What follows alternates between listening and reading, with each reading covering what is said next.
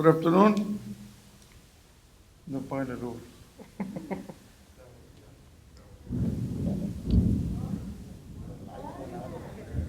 Was that? Había un solazo cuando entramos. En Instructional Committee meeting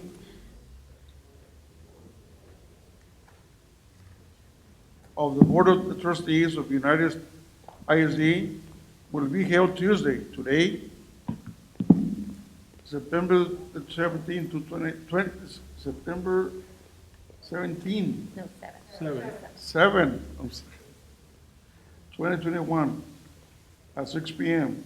at the SAC, Room 2, Finance Building in Santa Clotilde Lane, Laredo, Texas. The subjects to be discussed are considered upon which any normal action has been are listed below. Better than my first grade.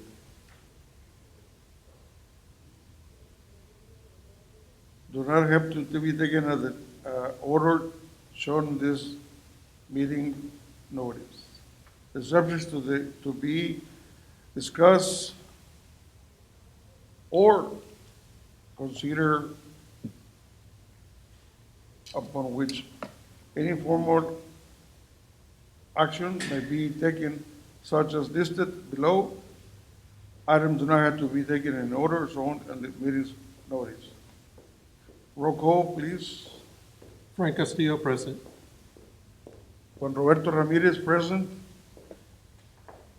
The rest of the board members are not here, but we're gonna be having this meeting without them. Let's pledge of allegiance.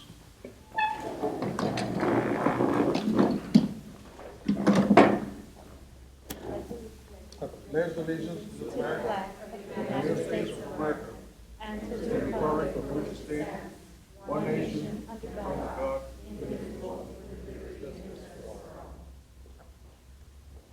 all. On the Texas flag, I pledge allegiance to thee, Texas, one nation.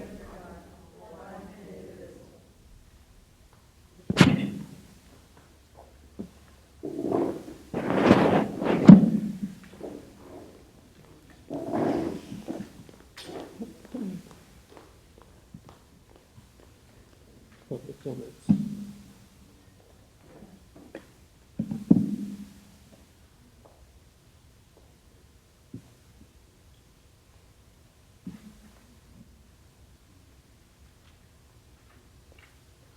Public comments? We have none at this time, sir. Go ahead, sir.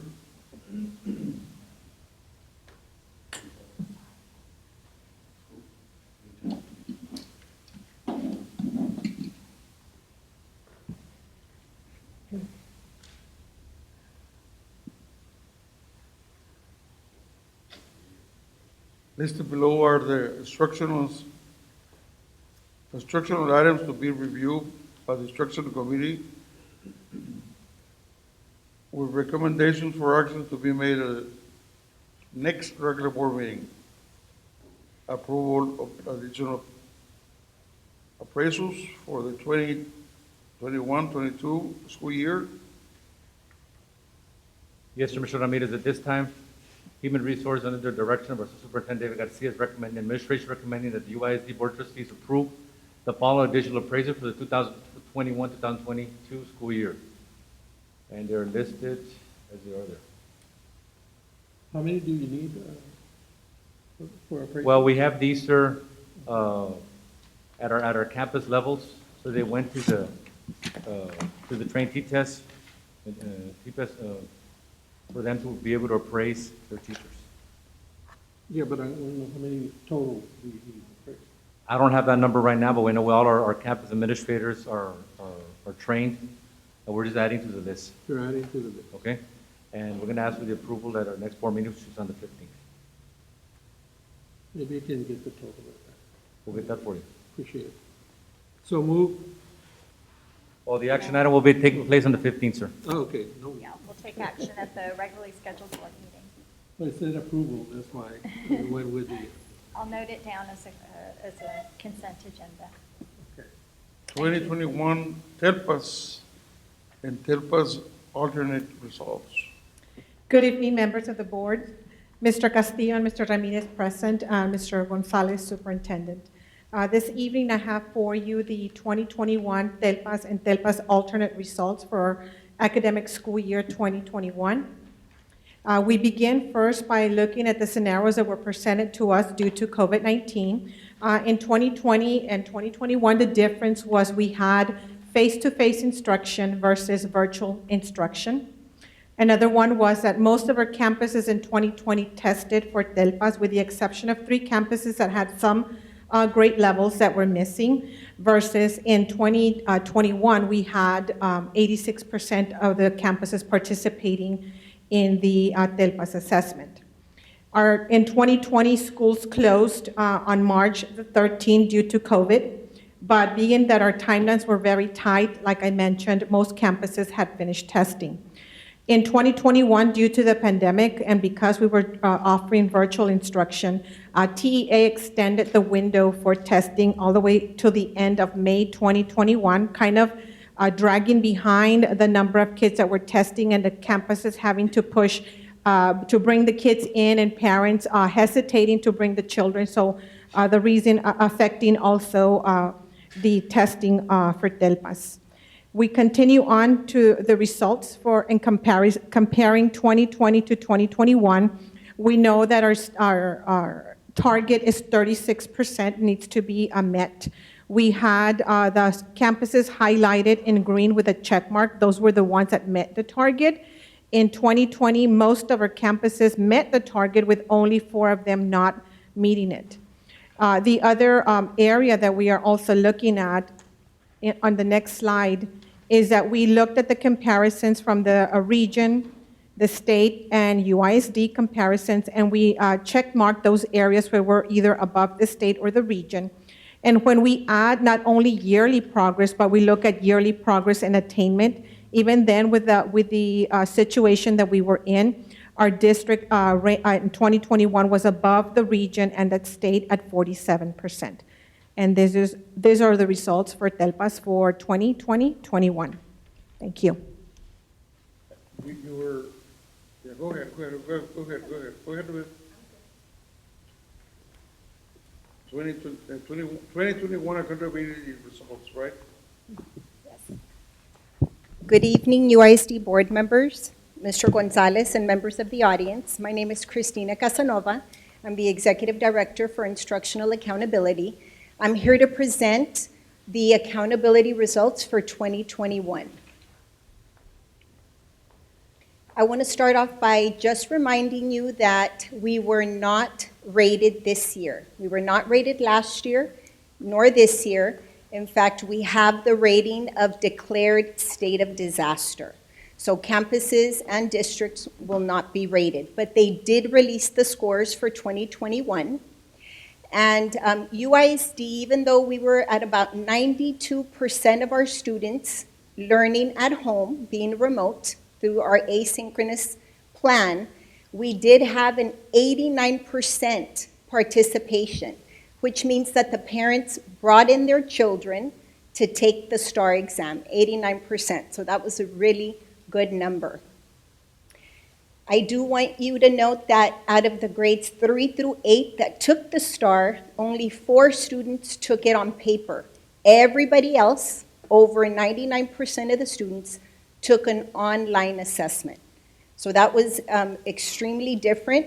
We felt that since they were remote, that we wanted to give them the opportunity to test online, and they did. And our campuses and our technology department really worked together and came through. We did have an average of 92% of the students being remote, and the data tables were released just recently, about a week ago, and again, no distinctions are going to be awarded this year. So looking at the first, it's Domain 1, student achievement, and looking at a 4-year summary from 2018 to 2021, I do want you to note that we outdid, our percent was high for graduation. Even though the students were at home, we improved in our graduation rate. We were better than the state and better than the region at 97%. So we showed an improvement from the previous 3 years. For in college and career and military readiness, we scored 75%, and the region was at 76%, yet we outscored the state that was at 63%. So we did extremely well. So looking at Domain 2, school progress, notice how there are some gray that do not have any numbers, and the reason that they are gray is because we did not take the STAR assessment that year. So 2020, we did not take STAR because that's when COVID hit. So we could not get a progress rate since we didn't test. So in 2021, you had to have taken it the year before, and we did take it in 2021, but we didn't have anything to compare it to because they shut us down. Okay, no STAR for 2020. But I do want you to note that we outscored the region as well as the state in relative performance. And this is the comparison of our college and career and military readiness with our economically disadvantaged students. So our economically disadvantaged students still outperformed the state and the region, which is shown here in school progress. And the last domain, closing the gaps, we did extremely well compared to the region and the state, even though our scores show a dip. If you notice in 2018 in academic achievement, now this is only in reading and math, we do show a 20%, which we didn't do in reading and math. However, in closing the gaps, in all of our indicators, our graduation status, we met all the indicators, which is 100%, clearly outscoring the state and the region. Our TELPA scores, clearly outstanding. We received all of our indicators, outscoring the state and the region.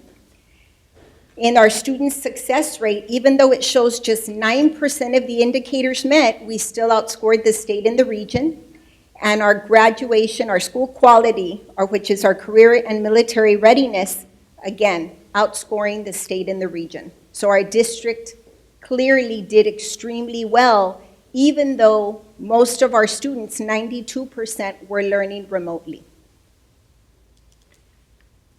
And I do want you to note that even though we were 8% on campus, these scores reflect the state had 32% learning on campus. So even though we know that there is a learning loss, we know that this is why we are face-to-face this year, we clearly outscored the state. So United ISD, we are doing extremely well.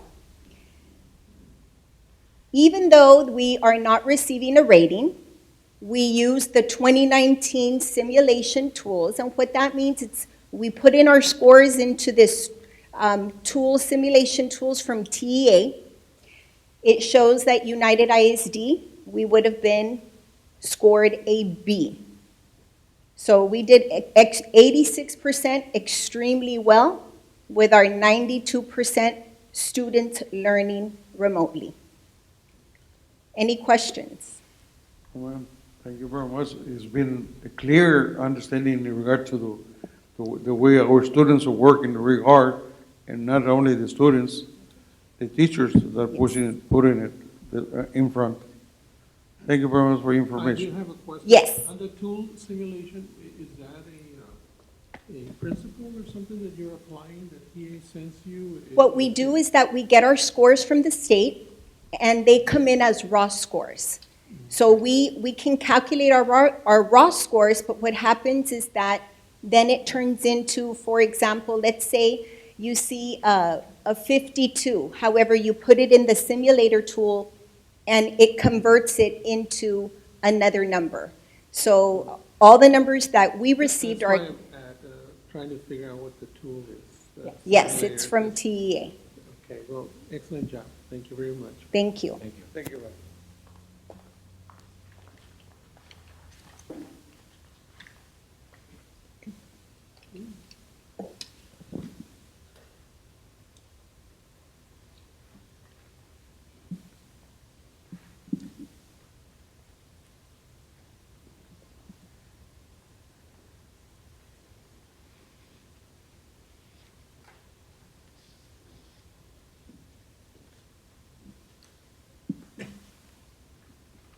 Do you want me to continue? We're on item C, Mr. Ramirez, Senate Bill 15. I'm sorry? Mr. Ramirez, it's me, Sonia Garcia. Oh, there's.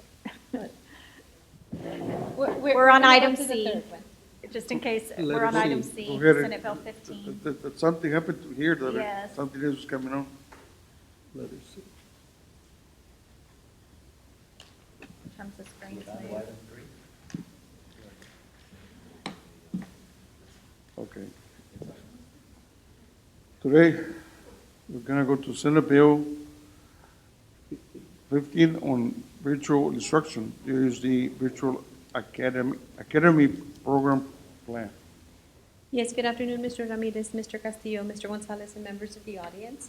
I'll be presenting Emma Leza, Associate Superintendent for Curriculum and Instruction, for the record, on Senate Bill 15, which has just been passed by the House and the Senate and is on the governor's desk for signing.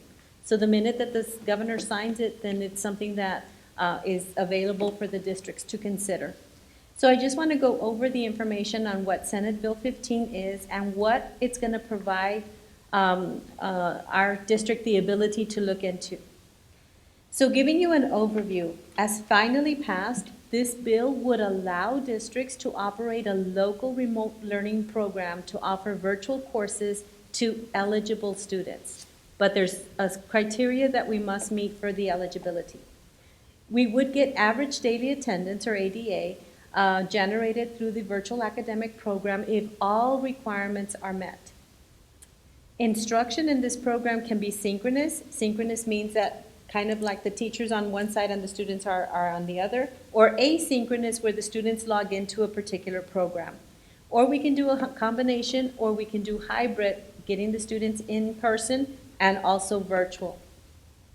Now, there's limitations, and one of the limitations is that it would only be limited to 10% of our student bodies enrolled in the 21-22 school year. So as of September the 2nd, we had 37,963 students enrolled. That means we could only offer this to 3,793 students. And that's a stipulation from the state. How many were We had 37,963 students enrolled in our district. enrolled? Yes. But since they only limit it to 10%, we can only offer it to 3,793 students, but they must meet eligibility. And I'll go over that in just a minute. What is the district eligibility? Well, we had to have received an overall accountability rating of higher than a C in 2019, which we meet because we scored it at an A. We must include at least one grade level that takes a STAR assessment. We must offer every parent the option for selecting in-person instruction. It does allow the commissioner to grant us a waiver in case we have more than 10% of the students that are interested in virtual. Teachers are not able to do both virtual and in-person at the same time and in the same class period. They either have to teach the students that are in front of them in the classroom, or they can teach the students that are on a computer. Teachers may not be directly or indirectly coerced to agree to an assignment to teach a full-time virtual local program. Teachers providing instruction for a virtual course or grade level are required to have completed a professional development course on virtual instruction. I will say that the state has not told us what that is yet. The virtual academic program must meet the needs of a participating student in a manner consistent with IDEA, or special education, and Section 504. And the virtual academic program must be evaluated within the same accountability system as any other campus in the district. In other words, you know how they evaluate every campus with accountability and they give us a grade for every campus? The virtual academic program would be like a campus of its own, and it would receive its own accountability. Now, student eligibility, and this is where it's a little bit strict at the state level.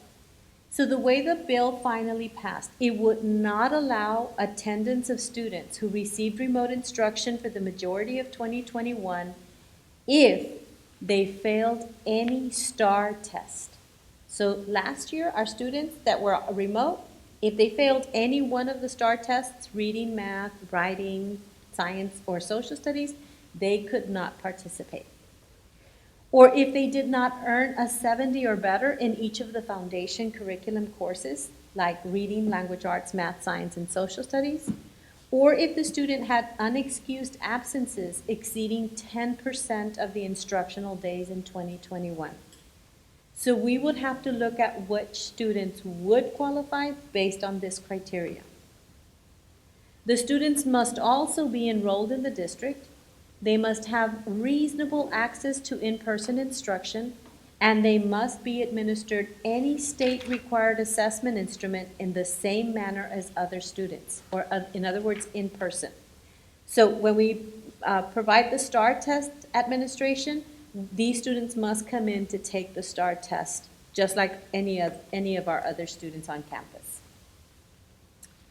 We are allowed to remove students from this program, but there has to be certain criteria. So removal from the virtual academic program is going to be based on not meeting the district's programs such as low attendance rate. That means if they're not logging on to the courses, not meeting any academic standards. That means if they're failing their classes, or not participating in the required in-person assessments, if they're not coming into our district or a campus to be able to take those tests. Those would be grounds for removing them from this program.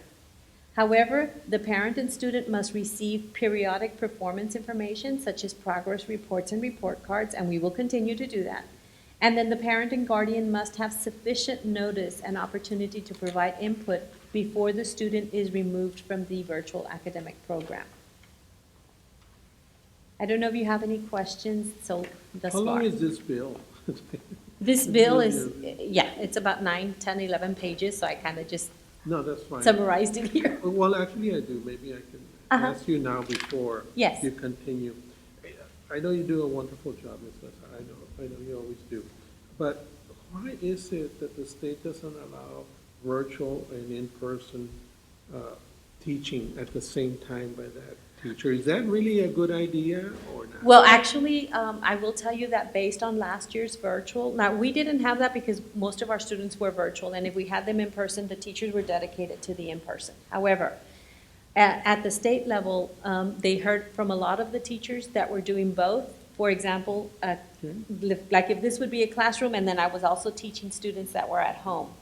That was very difficult for teachers that way. So it's That's why. teacher-driven, that the teachers Yes. are actually saying that they don't want And to. it would have been very difficult for them to be monitoring all of that. Okay, well, that's good, that's Okay. fine. The other question I had was regarding the issue of absenteeism of 10%, and a student not passing with a grade of 7 or more. Is there any room there for discretion by the teacher or the principal of a campus? No, sir. Not in this bill. Not in this bill. They have to meet those eligibility requirements to be able to participate. I see. Because it seems like, that's just my view of it, somebody who has got this issue probably is a behavioral issue as well in the campus, and they get to go to visit me sometimes because they're having the same problem, lack of attendance, and we have very strict judges, if you will, that say zero tolerance for absenteeism. Right. So we kind of like, they're all being lumped together, but what are we doing to help them? It's what, I want to get that. But you answer my question, if there was discretion on behalf of the teachers or the principals. So I want to go over the next steps because this program, because it has so many restrictions or rules that we have to follow, we need to make sure that we plan this very, very well for our parents and our students. So we are beginning to review our STAR data. That's our first step, because if they failed, then they're not eligible to participate. We're also looking at attendance, and we're looking at the grades for the students. We are also needing to look at teacher certification requirements, because we are bound by making sure that the teachers are appropriately certified to teach at the grade level that we're looking at. We need to determine what grades we're going to offer in the virtual academic program. And I will tell you that right now we are currently considering students in pre-K through 6th. And for right now, we're looking at the first semester, but it might be the whole year. We need to determine the needs for establishing a separate campus number for the accountability purposes. We need to establish the curriculum and instructional schedule for a combination of synchronous and asynchronous. We don't believe it can all just be synchronous or all asynchronous. So we're looking at a combination. We also need to determine the type of professional development sessions that are going to be required by the state, because the teachers will have to go through that before they can start teaching on this virtual program. And then we need to determine the attendance procedures as per TEA. They have not given us that information as well. We're also going to be reviewing our plan for last year and making necessary adjustments for implementation. We need to determine the location for teachers to teach from and the locations for administering all required state assessments, because we will have to bring the students in for them to take the tests. We need to determine administration and campus leads for enrichment activities for students participating in virtual.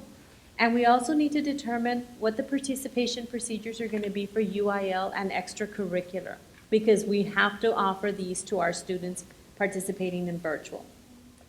We need to have an evaluation instrument and procedures, and then we need to develop all the data evaluation components for identifying the students participating in this program, evaluating their attendance, their grades, and their overall social and emotional wellness. Because that's key. Remember, we're focusing on that this year because they've been out for over a year. So given all of these requirements, being very conservative as to when we will have all of these things ready, we are looking at a possible start date of October the 18th. And the reason I say this, for example, that we're expecting a commissioner call on Thursday to give us more clarification and for the state to send us more information. And that takes them between 3 to 4 weeks after they've passed any legislation. And again, it's sitting on the governor's desk as we speak, so we're just waiting for them to approve. And so the last thing I'll say is that there's going to be a third special called legislative session, and Representative Raymond is the one that informed us about this last Thursday. And so he did tell us that we needed to put something together to let them know what our needs were at United ISD, and so we'll be working on that to make sure that we mention any challenges that we have in implementing Senate Bill 15. But we are moving forward and looking at the best way to implement this program for our parents and our students. Very good.